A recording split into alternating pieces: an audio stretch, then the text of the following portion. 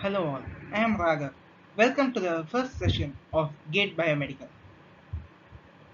When we see the GATE Biomedical, it often has lots and lots of opportunities and it has a broader perspective which covers each and every aspect of engineering. So now we are going to check the biomechanical part of it. When we see about biomechanics, here is the catch. This is just polished engineering mechanics which you have learned in the JEE itself. From JEE, you've been learning the same thing, and yet this is just one step ahead, where we look at the bones, how our digits move, how our hands move, what will happen if we take a bicep, if we have some, if we increase our biceps, what will happen? We'll be seeing those things in detail, and this will be the type of question which will be useful for gauge. Calculate the joint reaction force at the elbow point, when a person holds a 4 kg object in their hand, given the weight of forearm is 30 newtons and muscle force acts 5 centimeters from joint, and weight of the forearm acts 13 centimeter from the joint, and the object is held 30 centimeter from the joint.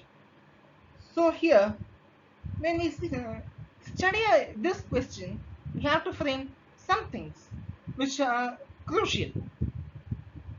The weight of forearm acts 13 centimeter from the joint. This particular sentence means the center of gravity for the forearm is 13 centimeters away from the joint, and 30 centimeter will be the distance between the dumbbell and your joint. And there are two things in mechanics which you should follow. First one will be the force and other is the moment. Force, as usual, F equal to ma, the great Newton comes again. And moment, the moment is like a door. Try pushing it from the edges, it will be very easy, but try pushing it in the other end where it is latched, it will be very tough. Why? The moment, the distance from where you apply the force matters. That's why sometimes the engineering marvels use the moment, and these two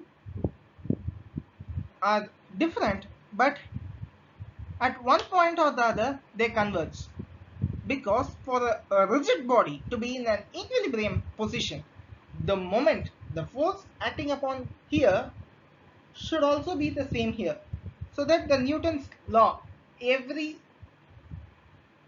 action has an equal and opposite reaction will be there, and F equal to 0, no net translation.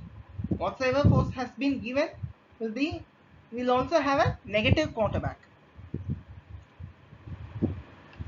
So even if we twist, the positive and negative must be there.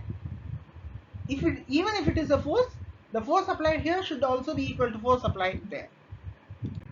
So what we'll do is, the ball weighs 4 kgs. Now we'll assume the gravity, power of gravity as 10 meter per second square. We'll round it off, and then we'll start calculating the moment and then the force. Why? Because moment will be an easier one to find, because we'll have an unknown force, two unknown forces and one unknown moment. So it is much more easier to find the moment rather than find the force. And also, when it comes to the joint reaction force, the joint doesn't know. It is the fixed point in which everything revolves around. So F into D becomes 0 here. So you calculate everything from the moment. So now you have hand. What are the forces? The force of the weight, the force of your the weight of your hand, the joint reaction force, and the biceps, because the hand will have many muscles. The radius ulna has many muscles, of which extensor digitorum and all the other muscles will be there.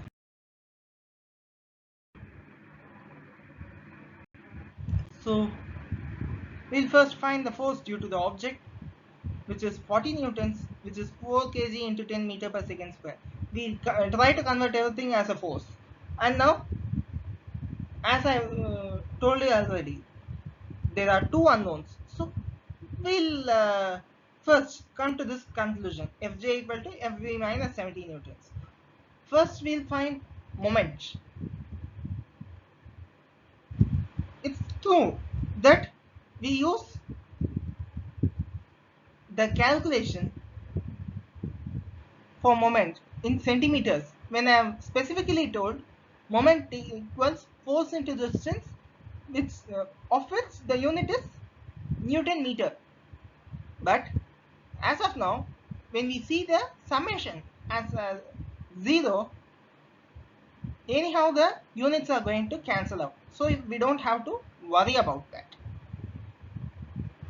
So when we calculate the forces, the force of biceps comes around 318 newtons, which is by 13 into 30 plus 30 into 40, the 30 centimeters and the 40 newtons of the ball, and 13 centimeters and the weight of the arm, minus 5 centimeters of the bicep muscle, the force of the bicep muscle, which is pulling. These two push it downwards, whereas this pushes it upwards. We can change the signs if we want. It doesn't matter because everything is going to be equal to 0. So our force from the muscles will be 318 newtons. So the 318 minus 70 newtons gives us the force of the joint, which is 248 newtons. Thank you.